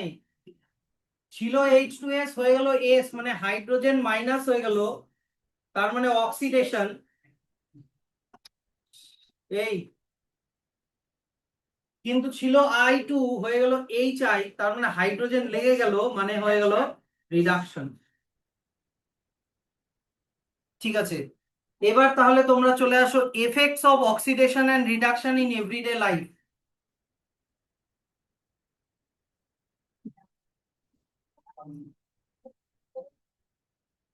পরে শুনছি, দাঁড়াও। Effects of oxidation and reduction in everyday life.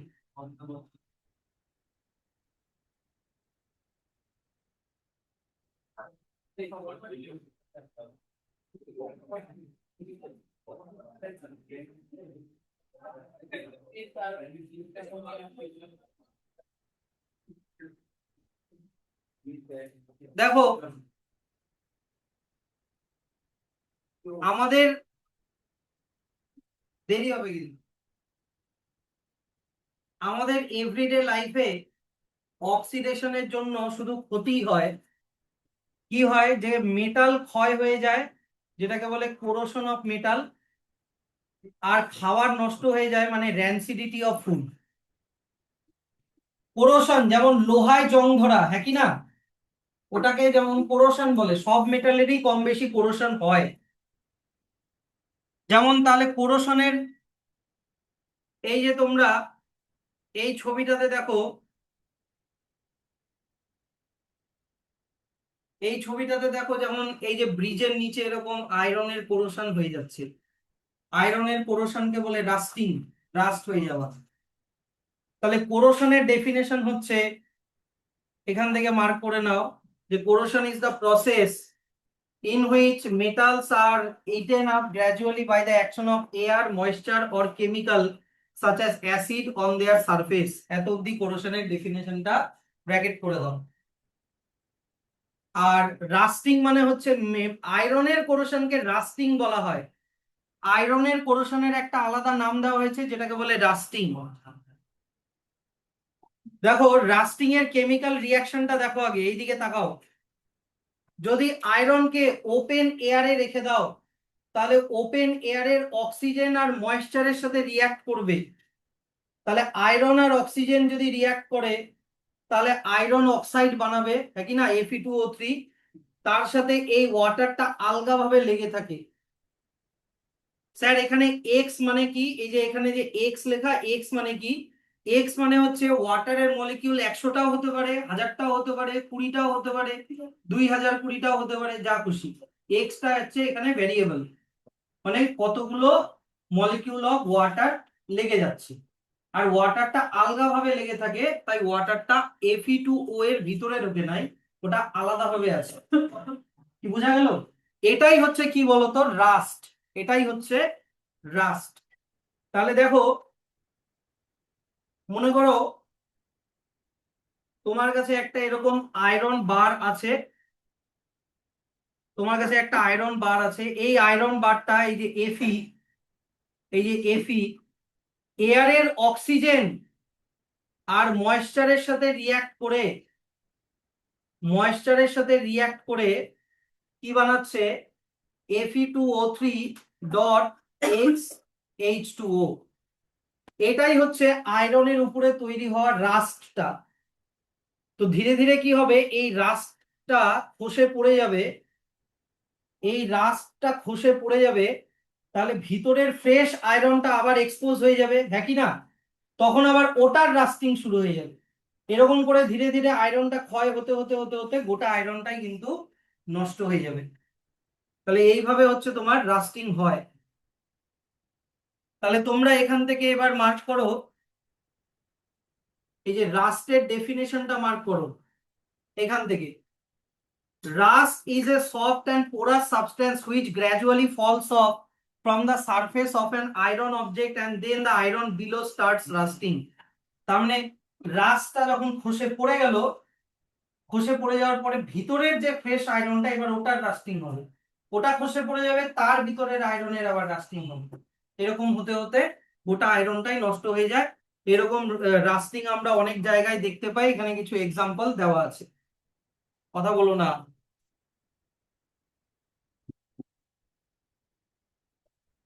5 minute আমি আটকে রাখবো, দেখবা।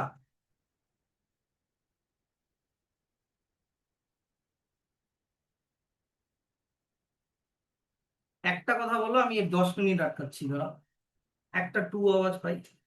এবার চলে আসো র্যানসিডিটি। র্যানসিডিটি মানে হচ্ছে অক্সিজেনের জন্য খাবার নষ্ট হয়ে যাওয়া, বিশেষ করে যেই খাবারে অয়েল আর ফ্যাট আছে। তাহলে র্যানসিডিটি ডেফিনেশনটা মার্ক করো, the condition produced by aerial oxidation of fat and oil in food marked by unpleasant smell and taste is called rancidity. যেই খাবারে ফ্যাট আর অয়েল থাকে, ফ্যাট আর অয়েল অক্সিডেশন হতে শুরু করে, তখন ওই খাবারের স্মেলটাও নষ্ট হয়ে যায়, টেস্টও নষ্ট হয়ে যায়, পচা একটা গন্ধ বেরোয়। তাহলে স্যার এই র্যানসিডিটিকে আটকানোর উপায় কি? 1 নম্বর হচ্ছে অ্যান্টি অক্সিডেন্ট ইউজ করা।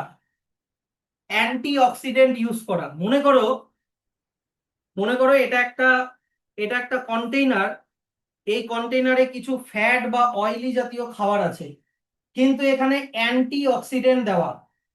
অ্যান্টিঅক্সিডেন্ট, তো এই অ্যান্টিঅক্সিডেন্ট কি করবে, সমস্ত অক্সিজেনকে অ্যাবজর্ব করে নেয়, বুঝা গেল? তাহলে অক্সিজেন কি আর খাবারের সাথে রিয়াক্ট করতে পারবে? পারবে না, তাহলে তোমার খাবারটা কিছু হবে না। অ্যান্টিঅক্সিডেন্টের এক্সাম্পল কি sir? BHC, BHA butylated hydroxy anisole, আর বিএইচটি বিউটাইলেটেড হাইড্রক্সি টলিউইন। এটা একটা হয়ে গেল। 2 নম্বর হচ্ছে কি স্যার, প্যাকেটের মধ্যে নাইট্রোজেন গ্যাস ভরে দাও। কি ভরে দাও? Nitrogen gas. এটা আর একটা উপায়। মনে করো তোমার চিপসের প্যাকেট আছে, এবার চিপসের প্যাকেটের ভিতরে চিপস থাকে আর বাদ বাকি বেশিরভাগ জায়গায় নাইট্রোজেন গ্যাস ভরানো থাকে। এবার নাইট্রোজেন হচ্ছে আনরিঅ্যাক্টিভ। নাইট্রোজেন কি বললাম? আনরিঅ্যাক্টিভ, মানে ও নিজে খাবারের সাথে রিয়াক্ট তো করেই না, প্লাস অক্সিজেনকেও খাবারের সাথে রিয়াক্ট হতে দেয় না। তাহলে অক্সিজেন যেহেতু তোমার রিয়াকশন হচ্ছে না, তোমার চিপস গুলো ঠিক থাকবে। তাহলে এটা হয়ে গেল নাইট্রোজেন গ্যাস দিয়ে অক্সিডেশনকে আটকানো। 3 নম্বর হচ্ছে রেফ্রিজারেটরে রেখে দাও। রেফ্রিজারেটরে রেখে দিলে অক্সিডেশনের যে রেটটা, এই রেটটা অনেক স্লো ডাউন হয়ে যায়। আমি কোথায় কোথায় আন্ডারলাইন করছি দেখো। রেফ্রিজারেটরে রাখলে, লো টেম্পারেচারে রাখলে কি হয়, যে অক্সিডেশনের যে স্পিডটা ওটা কমে যায়, খাবারটা অনেক মানে অত তাড়াতাড়ি নষ্ট হয় না। আচ্ছা, 4 নাম্বার চলে আসো, এয়ার টাইট কন্টেইনারে যদি আমি রাখি, মনে করে এমন একটা কন্টেনারে রাখলাম যে অক্সিজেন ঢুকতেই পারলো না, মনে করে এমন একটা কন্টেনার, এই এই মুখটা এমন ভাবে সিল করা যে অক্সিজেন ঢুকতেই পারছে না, এয়ার টাইট কন্টেনারে রাখলেও খাবার অনেকদিন কি থাকে, ফ্রেশ থাকে। আচ্ছা, এই যে due to reduced exposure to oxygen, এই অক্সিজেন ঢুকতে পারছে না, অক্সিজেনের সাথে এক্সপোজার হচ্ছে না। 5 নাম্বার কি, যদি লাইটের থেকে দূরে রাখি, অ্যাওয়ে ফ্রম দ্য লাইট, সানলাইটে খাবার রাখলে খাবারটা নষ্ট হয়ে যায়, বা এমনি ওপেন লাইটেও রাখলে খাবারটা নষ্ট হয়ে যায়, সেই জন্য দেখবা ফ্রিজ ওপেন করলে লাইটটা অন হয়, কিন্তু ফ্রিজ বন্ধ করে দিলে লাইটটা অটোমেটিক অফ হয়ে যায়। তো লাইটের থেকে দূরে রাখলেও তোমার ফ্যাট বা অয়েল জাতীয় খাবারের কিছু হয় না। ভেরি শর্ট, আর শর্টের অ্যান্সার গুলো করে নিয়ে আসবে, পরের দিন আমি চেক করব।